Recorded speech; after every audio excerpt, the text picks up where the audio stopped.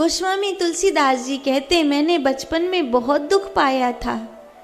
मेरी माँ मर गई, मेरे पिता ने मुझको त्याग दिया, भूखा प्यासा डोलता था, कोई नहीं था मेरा।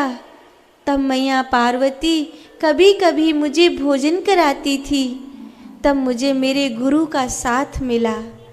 मेरा बचपन अनंत दुख से भरा हुआ था, मेरे गुरुदेव ने मेरा बहुत साथ दिया।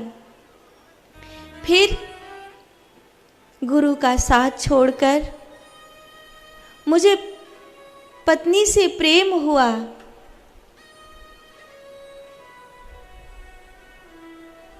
पीछे पीछे अपनी पत्नी के उसके मायके गए।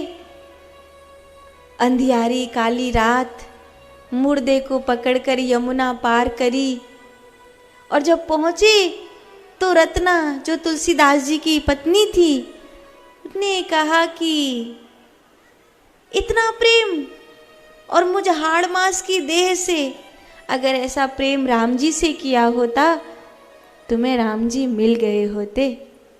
हाड़ मास की देह ममता में ऐसी प्रीत, जो होती रघुनाथ में अवश्य मिटे भवभीत। तुलसीदास जी कहते हैं बस उस दिन वैराग्य आ गया कि इस हाड़ मास की देह से इतना प्रेम क्यों। वस्तुतः तुलसीदास जी को कोई भोग वासनाओं से प्रेम नहीं था।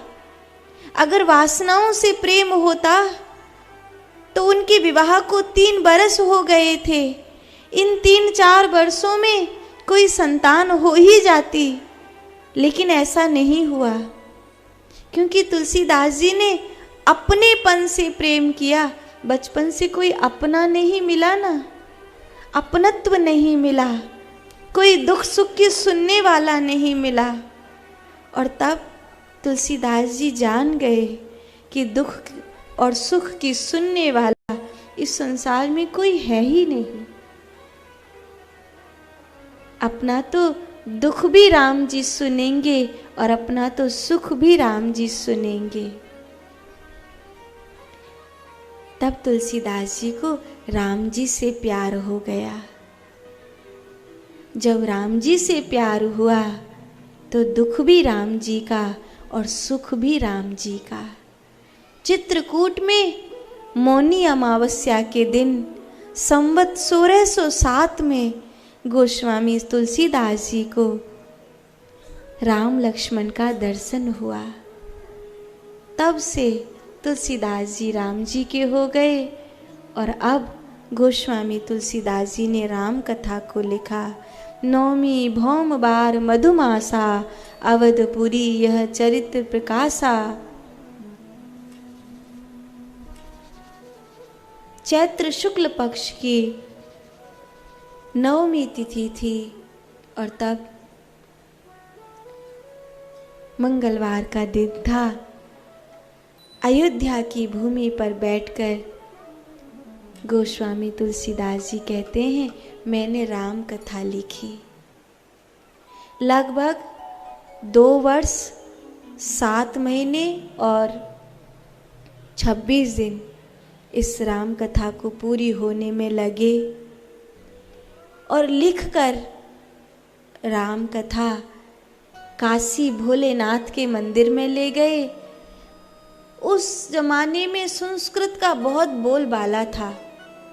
हर एक कोई संस्कृत में ही लिखता था, संस्कृत में बात करता था ज़्यादा। संस्कृत में ही सब पुराण थे। तो तुलसीदास जी की राम कथा को मान्यता नहीं मिली। तो तुलसीदास जी ने कहा कि महादेव कहते हैं कि अगर राम राजमहल छोड़कर वन में गए तो राम कथा भी वन में जानी चाहिए, राम कथा भी वनवासी तक जानी चाहिए और राम कथा जन जन तक पहुंचनी चाहिए।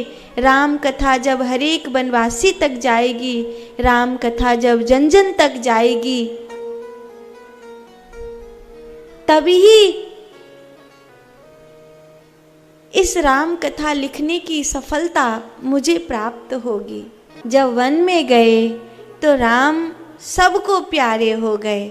अभी राम कथा निकल कर अयोध्या से आपके बीच में आई है।